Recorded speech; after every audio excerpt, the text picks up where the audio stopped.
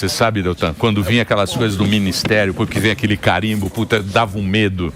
Na época de papai, que vinha aquele carimbo. Um envelope. Puta, o envelope. 10 medidas para o Senado, ó. Já tá chegando com tudo aqui, ó. Daqui a pouco a gente vai falar com eles. Presença da nossa querida Jess, que é nossa companheira aqui da Jovem Pan. Ela é uma das comentaristas aqui da Jovem Pan. Ela sempre participa, que ela é campeã mundial de debates. Essa é. Ela não perde pra ninguém. Pode vir quem quiser, Qualquer o Gengiva que grita muito. Faixa preta. Faixa preta. Pode vir qualquer um, que a Jazz é a nossa convidada. Obrigado por vocês terem vindo. Mais uma vez. Jazz, você vai fazer a primeira pergunta. Pode escolher quem você quer falar, pro Deltan. Eu vou na pergunta dupla aqui. Por que a Lava Jato não conseguiu manter aqueles políticos que vocês encontraram, grandes nomes aí da política nacional, atrás das grades? Por que eles estão soltos hoje?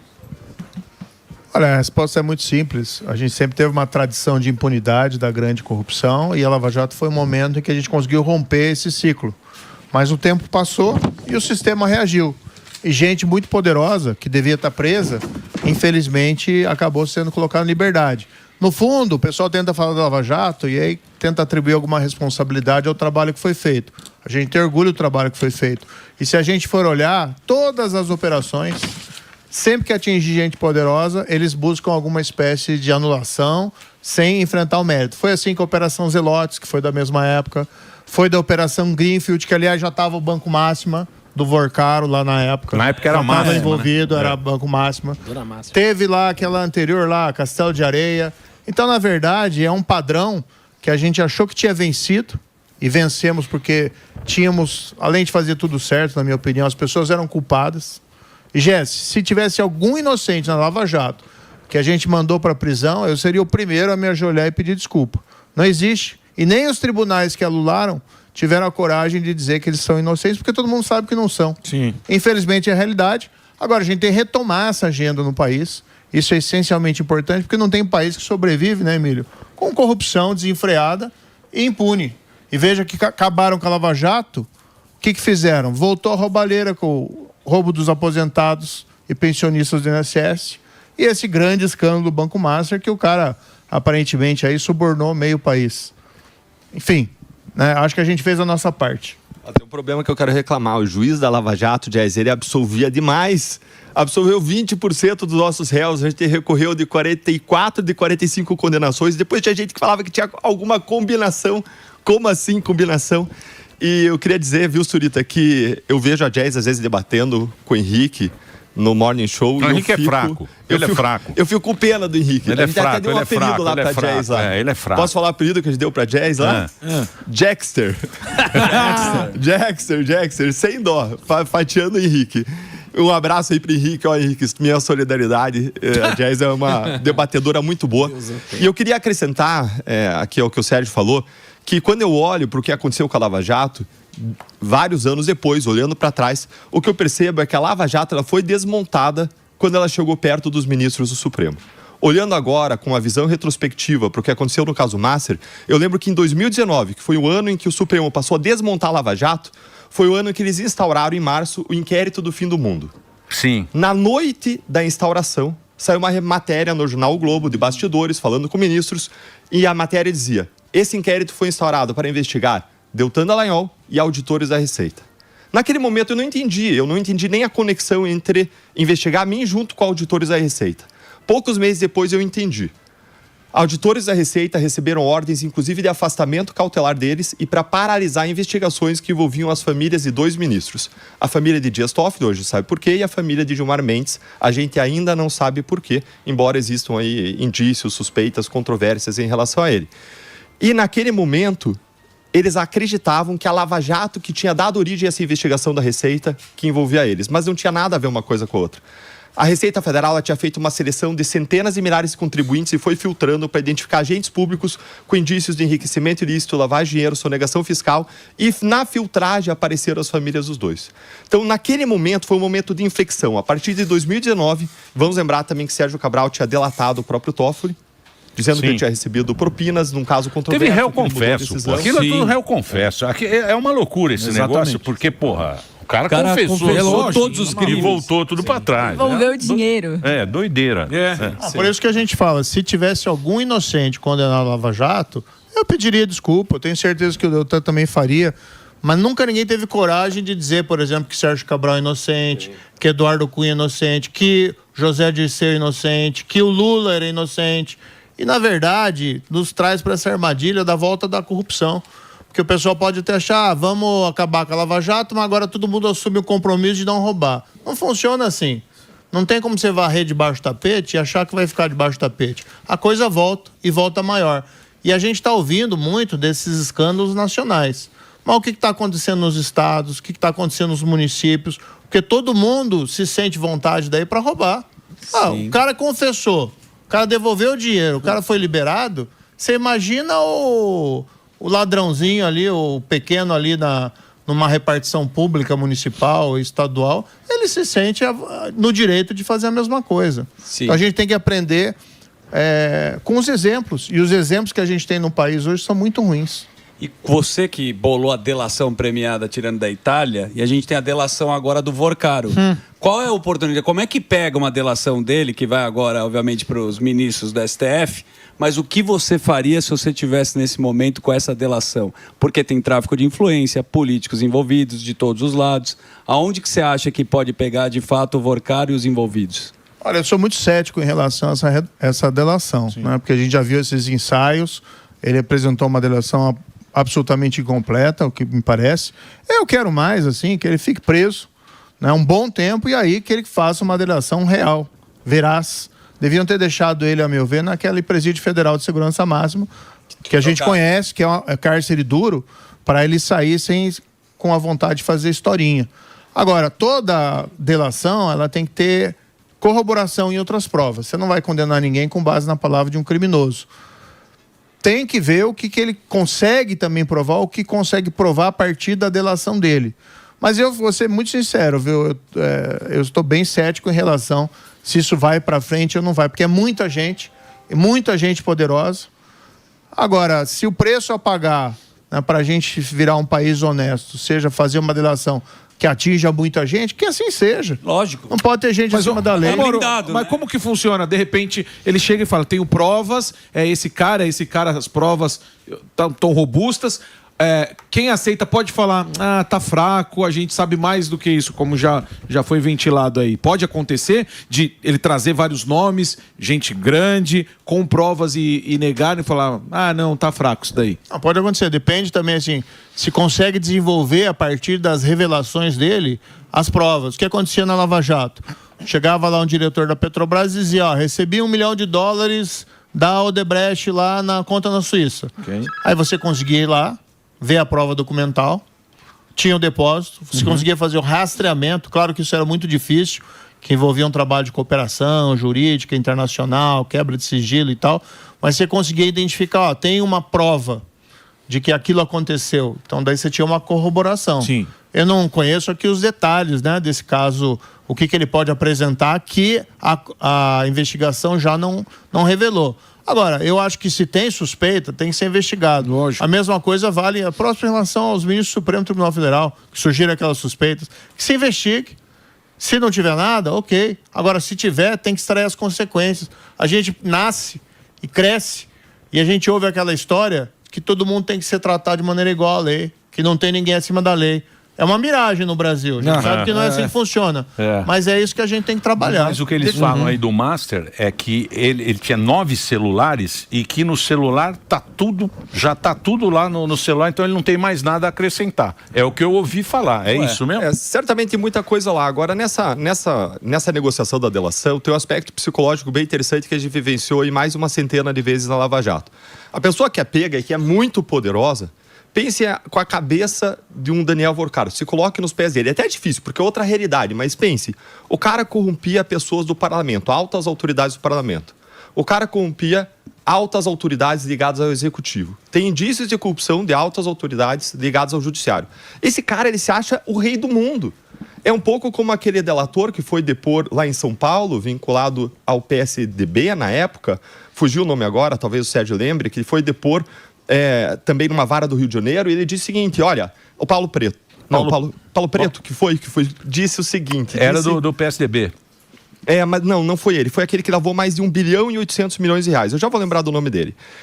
Ele tinha uma série de empresas laranjas e ele disse o seguinte no depoimento dele: olha, de repente eu estava lavando dinheiro para o PSDB, eu estava lavando dinheiro para o PT, mais de 1 bilhão e 800 milhões de reais. Eu me senti, olha, o rei do mundo. Quem que vai mexer comigo? Eu lavo dinheiro para a direita, lavo dinheiro para a esquerda, eu sou intocável. Sistema inteiro comprando. Isso, e aí o cara é preso e o cara ainda acha que ele tem essa força, que esse poder, essa visão. E no primeiro momento ele trabalha numa ideia de contenção de danos. Ele tenta entregar o mínimo possível e conseguir o máximo de benefício possível. Mas ele com o tempo, ele vai percebendo que a gente tem um monte de informações que a gente tem e que ele não lembra que a gente tem, ou não sabe que a gente tem. Quer porque a gente aprendeu dos celulares dele, resgatou mensagens apagadas, quer porque a gente pegou em pessoas ao redor dele. A gente pegou lá no cunhado dele, pegou nos parentes dele, preso, no pai dele. E ele começa a desconfiar que a gente sabe muito e ele não sabe até onde a gente sabe. A gente fala, olha, se você não trouxer tudo, a gente não vai fechar o acordo com você. E a gente sabe que você está escondendo coisas. A gente não fala o quê para a gente não entregar a informação para ele também. Então ele tende a, com o tempo, conforme ele perceba e caia na real, de que ele vai ficar indefinidamente preso, porque ele não tem nem para onde recorrer, está no Supremo Tribunal Federal preso, com fortes provas de crimes, com fortes indícios, que são aqueles indícios que levam a pessoa a ficar presa e manter presa, uma prisão muito consistente. Vai chegar uma hora que ele vai cair na real e vai perceber. Ou ele entrega tudo, ou ele vai ficar preso indefinidamente. E aí a sociedade tem chance de conhecer um monte de coisa que foi acertada aí nos escurinhos dos corredores de Brasília. Ô, Deltan, e você e o Sérgio Moro, que fizeram parte aí dessa investigação, como é que vaza um áudio lá do Flávio? Como é que durante toda essa investigação vaza exclusivamente um áudio só né? Que nem vocês falaram, o cara que conversa com a República inteira. Como é que sai ali um áudio só do Flávio Bolsonaro? Tem algumas hipóteses ao redor disso. Quando você olha um vazamento, e ao longo da Lava Jato, nunca vazou aquilo que só os agentes públicos sabiam. Tudo aquilo que ficava só entre procuradoria, judiciário e polícia não vazava, com uma exceção. Uma exceção, e no único caso que vazou coisa que só a gente sabia, a gente conseguiu identificar que eram auditores da Receita Federal, fez buscas e repressões, fez prisões, fez processos disciplinares para que essas pessoas fossem punidas. Mas o problema é que muita gente tem contato e quando o advogado, o réu, tem contato com a informação, eles têm múltiplos interesses. E num caso como esse, por exemplo, o próprio advogado do Vorcar, alguém ligado a ele, pode ter interesse em pressionar o ministro André Mendonça, que é alguém tradicionalmente ligado à direita pela indicação, não pela atuação, porque a atuação dele tem se comprovado uma atuação técnica, imparcial. E veja, a gente não quer ministro de direita ou de esquerda, a gente quer ministro que siga a Constituição. Exato. É isso aí. E o André Mendonça, ele tem feito isso, mas ele foi nomeado pelo Bolsonaro. Talvez o advogado veja como uma oportunidade de gerar um constrangimento, um vazamento de um áudio do Flávio para constranger o André Mendonça, dizendo o seguinte: olha, se ele não está homologando a delação, é porque ele quer proteger gente da direita. Então, talvez seja uma estratégia para fazer um constrangimento. Outras estratégias e outras possibilidades são abertas. Eu ouvi falar, por exemplo, que teria um perito privado que teria sido procurado pelas defesas privadas para fazer uma cópia dos celulares e que esse perito poderia estar negociando informação. Ou seja, as possibilidades são muitas. A gente, nesse momento, diante da informação que a gente só pode especular. Tem uma questão que a gente sempre pergunta numa investigação criminal, de qualquer crime, e que a gente vê muito nos filmes. A quem interessa? Sim. Quem tem um motivo? Exatamente. Quem tem um motivo? Aí você tem que procurar isso. Claro que nem sempre, às vezes tem muita gente com motivo. Tem mais de uma pessoa com motivo. Mas lembra aqueles casos da Agatha Christie, né? Aquele livro do Assassinato no Expresso Oriente. Sim. Todo mundo tinha um motivo. Todo mundo está envolvido ali no... Todo mundo está envolvido. Mas é o que falam aqui, eles dizem que isso aí não vai dar em nada pela importância das pessoas envolvidas. Porque esse cara realmente ele fez... todo mundo. Porque o dinheiro... Só eu não... O dinheiro é assustador, Moro. Olha, dinheiro é 50 bi. Ele fala, não, vou devolver 60 bi. Você fala, pô, como é que o cara tem um tanto banco, dinheiro? Né? Eu acho que o trabalho que o ministro André Mendonça está fazendo é um trabalho muito sério. Ele tem sido muito consistente. Inclusive, ele decretou uma preventiva do Daniel Vorcaro, que é impossível, na minha opinião, alguém querer revogar, porque ele estava ameaçando, inclusive, jornalistas. Sim. Agora, essa semana a gente vai ver, porque tem um habeas corpus tramitando lá no Supremo para soltar o pai dele, que também me parece que a prisão preventiva é muito bem motivada. Agora, a gente ouve de bastidor, a gente não sabe até que ponto isso é consistente, de que tem o pessoal do Mela Tudo, tem o pessoal que quer que as coisas não vão adiante, assim como não queriam que fosse adiante a Lava Jato. O que aconteceu foi que na Lava Jato a gente teve uma mobilização da opinião pública que segurou esse sistema durante um bom tempo. E as provas eram muito consistentes. E foi uma vergonha, um roubo da Petrobras, 6 bilhões de reais. A gente tem que tentar esperar que as coisas se resolvam da melhor forma, mas o movimento contra é muito grande. Mas os velhinhos e o INSS ficou por isso também não. passou batido. Passou batido. Eu tive a oportunidade de estar na CPI do INSS e foi depor aquele careca do INSS lá, o tal do Antunes, Afonso Antunes, alguma coisa assim, Antônio Antunes, nem sei direito o nome dele. Careca, mas eu tive a oportunidade e eu confrontei ele, e falei, olha, vou te falar um nome aqui, o nome Marcos Valério. Lembra desse nome, porque ele foi o primeiro operador do PT no escândalo do Mensalão, que hoje parece brincadeira de criança, pelas cifras ali envolvidas, na casa de milhões. E hoje nós estamos falando de bilhões de fraudes. Mas eu falei para ele, o Marcos Valério ficou em silêncio, fechou a informação com ele. Quando ele quis aí fazer a colaboração, a delação era tarde demais. Não quiseram fazer mais. Então você vai ser o próximo Marcos Valério. A escolha que ele tem a fazer. Na verdade, a gente estava querendo que ele falasse as coisas. Veja que tem suspeita de envolvimento do filho do presidente Lula. E aparentemente tem uma ação para abafar. A gente não pode afirmar isso com certeza, mas essa troca que houve do delegado na investigação no inquérito do INSS não foi explicada até hoje pelo governo Lula. Então isso gera uma grande preocupação. Gera dúvida, né? Será que o sistema ele vai ser forte o suficiente para impedir a delação do Vorcaro? Vai colocar ele em liberdade? Se acontecer, colocá-lo em liberdade, e a gente vai ver agora pelo pai dele, é uma vergonha para o nosso sistema de justiça. Espero que isso não aconteça, porque os elementos que levaram à decretação da prisão, que foram utilizados pelo ministro André Mendonça, foram muito consistentes. E me parece que o ministro Fux, inclusive, já votou favoravelmente a manutenção da prisão do pai do Vorcaro, o padrinho, não sei direito como é que é essa história. Surita, lá no comecinho da Lava Jato, em 2014, a gente fez uma operação prendendo os grandes empreiteiros do país, bilionários, indo para trás das grades em fila. E o Carlos Fernando, que era o procurador mais experiente da Lava Jato, aquele de cabelo branco, com uma barbichinha, ele fez uma aposta conosco. Ele olhou para nós e falou, olha, amigos, o sistema ele sempre se acerta. Eu aposto com vocês que essas pessoas não vão passar o Natal presas. E eu apostei com ele, e ele acabou perdendo e pagou um almoço para todo mundo lá, uma janta para todo mundo na Força-Tarefa. E a consciência que a gente tinha em todo o tempo na Lava Jato é que a gente luta duplamente contra as engrenagens de um sistema feitas para não funcionar contra os poderosos. Sim. Primeiro porque tem uma série de brechas na lei, que é o que o Sérgio falou. Todas as grandes operações elas foram anuladas ao longo da história. E em segundo lugar, quando se tem um caso envolvendo poderosos, efetivamente os grandes poderosos ao longo da jornada eles se acertam. É o que a gente vê hoje em relação ao não início do impeachment no Supremo. Você tem uma espécie aí de uma mão lava a outra. Sim. Então a gente sempre teve essa consciência. Agora, se você for parar quando alguém fala que é difícil, a gente não teria tido uma Lava Jato. A Lava Jato só foi possível porque muita gente trabalhou duro, usou competência, estratégia e acreditou. Da mesma forma, agora, contra as probabilidades, a gente teve um sorteio do caso Master que caiu com quem?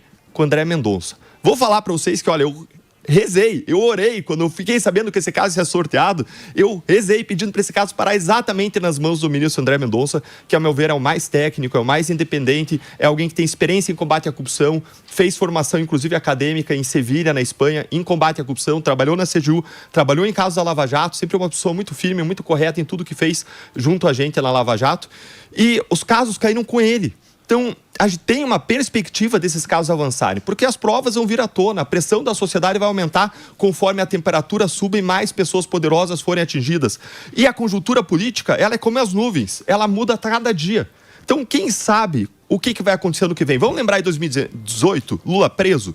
Quem diria que ele ia voltar ao poder, que ele ia se tornar presidente de novo? A conjuntura política ela muda muito rapidamente. Então o que a gente tem que fazer agora é trabalhar, é acreditar, é apoiar o trabalho do André Mendonça e esperar que, quem sabe, por uma conjuntura favorável, a gente consiga mais uma vez, episodicamente, fazer justiça no nosso país. Mas eles não vão usar o mesmo discurso de antes? Porque eu vejo, assim, por exemplo, a questão psicológica, levar de volta para prisão, Vorcaro. É a mesma narrativa que anos depois o ministro Gilmar Mendes vai lá num discurso, quem não chorou, né? Falando sobre a tortura assegura que Emílio Odebrecht teria sofrido na operação, logo vamos rever isso. O Cabral vai e confessa.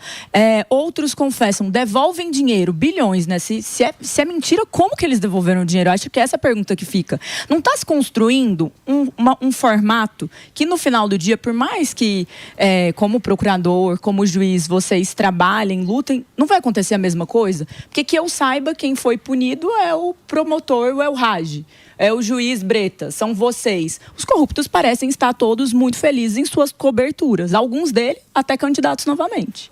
A gente vê eles construindo essas brechas ao longo do tempo, como eles fizeram na Lava Jato. Eles foram preparando situações, a própria julgamento da suspeição do Sérgio, que foi um julgamento injusto, absurdo, incorreto, ele ficou na mesa, na gaveta do Gilmar Mendes, que controlava a pauta em momento de apresentar por mais de ano.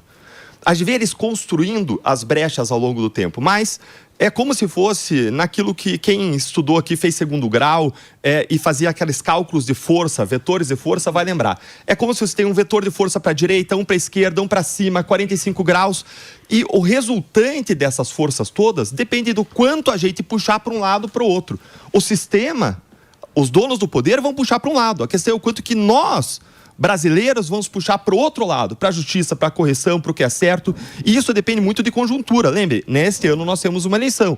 Nós vamos ter um novo presidente da República que vai escolher no mínimo 3 e pode chegar a 5 ministros. Sim. Como pode chegar a 5 ministros? E vejo, se você perdeu as esperanças, essa eleição é a eleição da nossa vida. Por quê? Porque o novo presidente ele vai escolher 3 que vão se aposentar, pode escolher um 4 se a vaga do Messias ficar aberta, pode escolher um 5 se tiver impeachment. Com o André Mendonça, você já forma 6. Então, aquilo que a gente achava que a gente vai ficar debaixo da influência de um Supremo enviesado, ativista, que quebra a segurança jurídica e até abusa e pratica arbítrio ao longo de mais 30 a 40 anos, tudo isso pode mudar num ano. Mas é claro que depende, mais uma vez, do quanto a gente vai puxar e para que lado a gente vai puxar. Então, sim, Jazz, existem pessoas tentando cavar a falta, preparando o momento certo para agir, para derrubar tudo. Mas nós temos que fazer a nossa parte. Agora também faria observação, Jéssica, que veja, pessoas ficaram presas mais de 4 anos ali, tiveram que devolver o dinheiro e a verdade as pessoas sabem. As pessoas sabem, por exemplo, hoje, que o PT está indelevelmente marcado com a corrupção. Se você fala em PT, a palavra que você pensa é corrupção, um partido de corrupção. Por quê? Porque eles não fizeram a lição de casa.